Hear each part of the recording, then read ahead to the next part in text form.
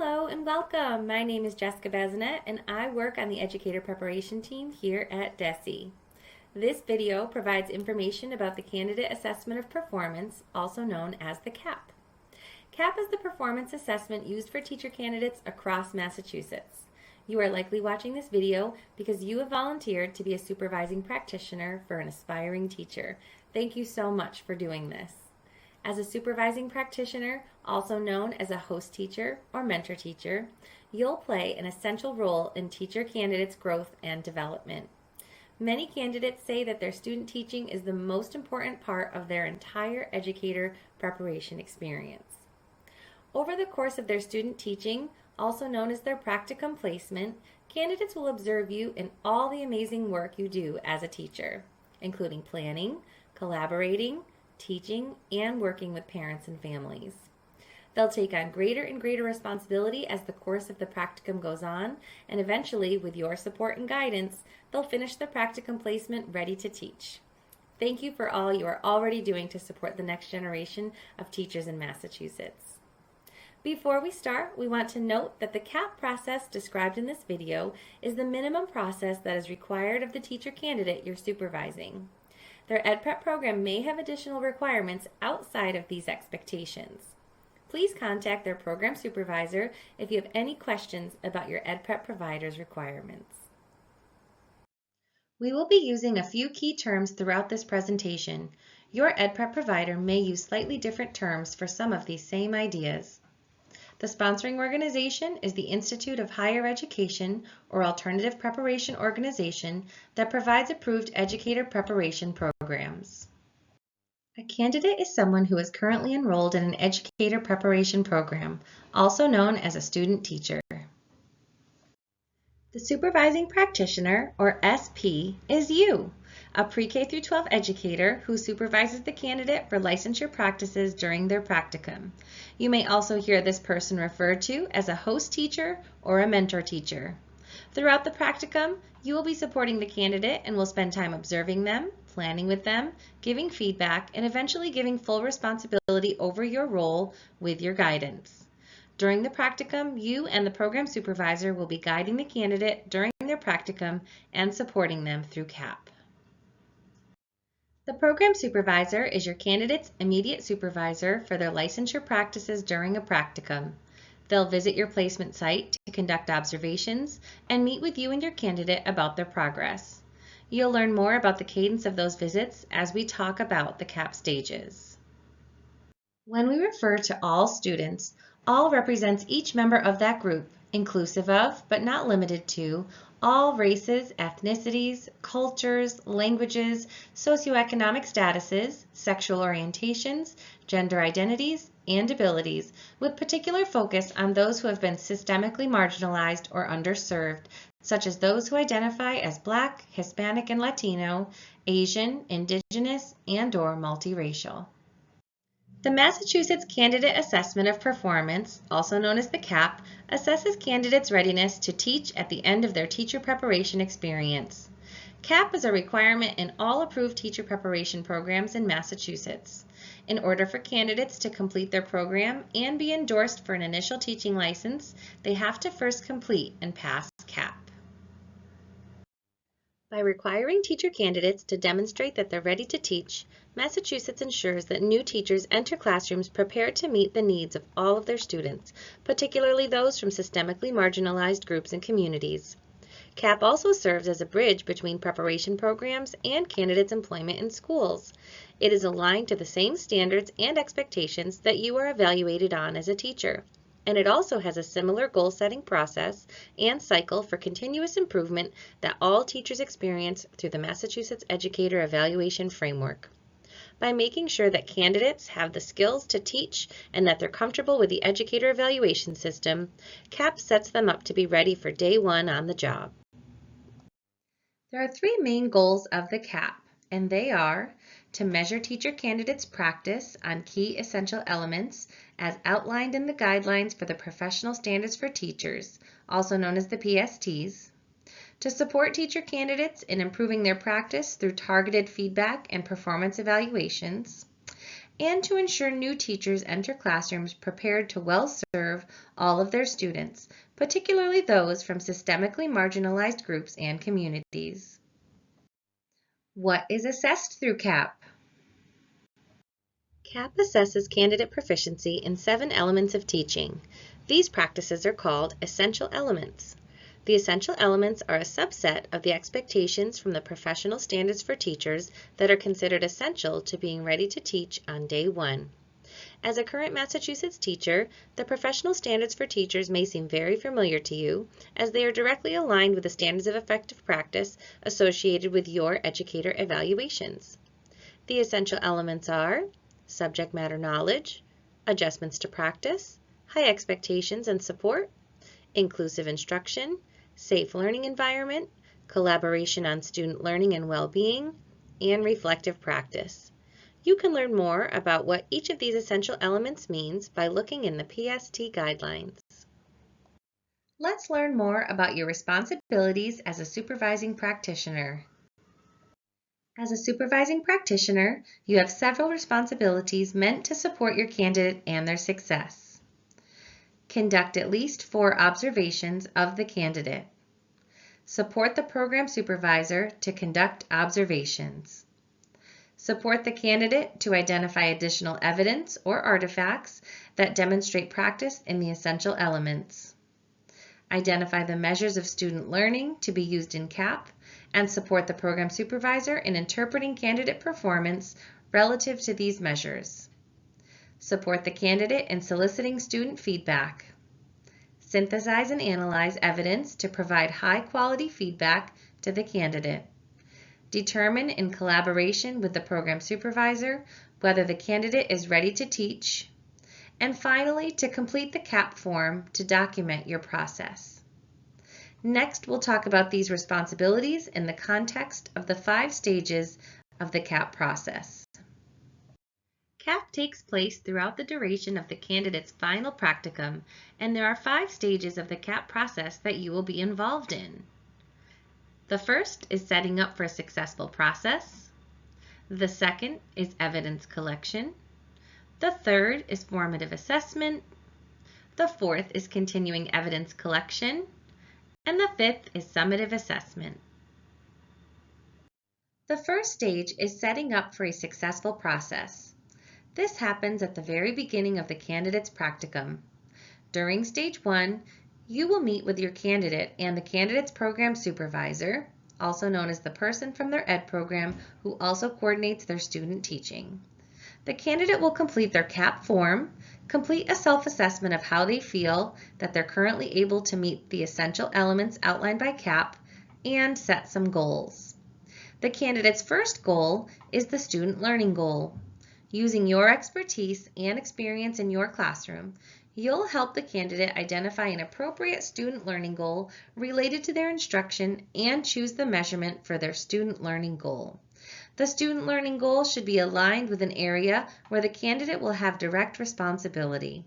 With your support, they'll identify the goal, assess students' progress on it, and make adjustments to their practice depending on students' progress. As you know, being able to measure student progress and adjust to the changing learning needs of students is an essential skill that teachers use all the time. Candidates will also develop a professional practice goal, which is a personal goal around a specific instructional skill or competency that they want to work toward and receive feedback on. You'll keep this professional practice goal in mind when observing them and giving feedback. Stage 2 of CAP is evidence collection. During this stage, you will support the candidate to collect evidence of practice related to the essential elements. You'll do this through conducting observations of them, helping them collect and reflect on student feedback, giving them feedback on their progress toward their professional practice goal, helping them collect evidence on their student learning goal, and helping them select other artifacts or examples that demonstrate skills related to one or more essential element. We'll dig deeper into your role in observations and student feedback after we finish walking through the 5 stages. Stage 3 of CAP is the formative assessment. The formative assessment is a critical stage of the process where you and the program supervisor will collectively assess the candidate's progress to date on each of the essential elements using a tool called the CAP rubric. On the CAP rubric, the readiness levels are exemplary, proficient, needs improvement, and unsatisfactory.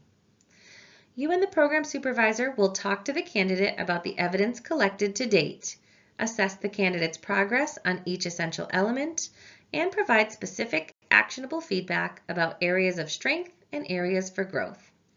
As you can see, a candidate's performance is rated using the same scale as in-service teachers. Keeping in mind that candidates are developing these skills through their preparation, you should expect that many elements will be in the needs improvement category, especially early in their practicum. Within each essential element, you and the program supervisor will assess the candidate's practice across 3 dimensions: the quality, the scope, and the consistency of that practice. Quality is defined as the ability to perform the skill, action, or behavior. Scope is the scale of impact to which the skill, action, or behavior is demonstrated with quality. Consistency is the frequency that the skill, action, or behavior is demonstrated with quality. If you have concerns about your candidate or if you have questions about whether they are on track towards meeting expectations, you should reach out to the candidate's program supervisor. They will then work with you and other support personnel at the EdPrep organization to determine whether the candidate would benefit from additional supports and what they should be. During Stage 4 of CAP, candidates continue their practicum while implementing the feedback that you and the program supervisor gave during the formative assessment. You'll continue observing the candidate, formally and informally, as appropriate, and the candidate will continue collecting evidence during this stage. Lastly, Stage 5 of CAP is the summative assessment. During this stage, you and the program supervisor will meet to discuss the entire body of evidence collected, including observations, student feedback, candidate artifacts, and measures of student impact. You will work together to calibrate on the assessment ratings for each element and determine summative ratings on the CAP rubric. It's at this point that you and the program supervisor will determine if the candidate is ready to teach. In order to be considered ready to teach and pass CAP, a candidate must be rated proficient in quality for each essential element by the end of their CAP cycle. Knowing that candidates are just beginning their careers, the scope and consistency of their practice in any given element may be at the needs improvement. You'll then have a final meeting with the candidate to share and discuss your summative ratings on the CAP rubric and complete the CAP form with the candidate. You and the program supervisor may choose this opportunity to support the candidate in establishing a professional practice goal based on the results of the summative assessment that can be used for their first year of teaching. Let's learn more about the observations. As a supervising practitioner, it's important to observe your candidate closely and give them feedback frequently. After a lesson, at the end of the day, in the moment when they're with students. Frequent, targeted, informal feedback helps candidates learn quickly. Formal observations and written feedback are also important to provide the candidates so that they can pause and reflect on their strengths and areas of improvement and use the written documentation to continue revisiting those areas. There are 4 points throughout CAP where you'll be doing observations of candidates, taking detailed notes, and giving specific, actionable written feedback. Typically, an observation lasts about the length of a class period. 2 of these observations are announced observations, and 2 are unannounced observations. For announced observations, program supervisors will coordinate with you and the candidate to determine a time for them to visit the placement site, have a pre-observation 3-way meeting, watch the candidate teach, and give feedback afterward. During unannounced observations, just you will conduct the observation. The candidate won't be forewarned that you will be observing that lesson. Each of the 4 required observations must be documented using the CAP observation form or the Early Literacy observation form as appropriate. It's important that the candidate is observed and receives feedback throughout their practicum experience. To that end, the 4 official observations should be spread out, with at least one happening before the formative assessment so that you can discuss that observation with them, and others happening at strategic points throughout the practicum so that the candidate has sufficient time and opportunities to develop their skills. In both the CAP observation form and the early literacy observation form, you'll see that the essential elements are divided into required focus elements and optional elements. The required focus elements are subject matter knowledge, high expectations and support, and safe learning environment. For each of the 4 observations you conduct of your candidate, you'll look for evidence of practice related to the required focus elements.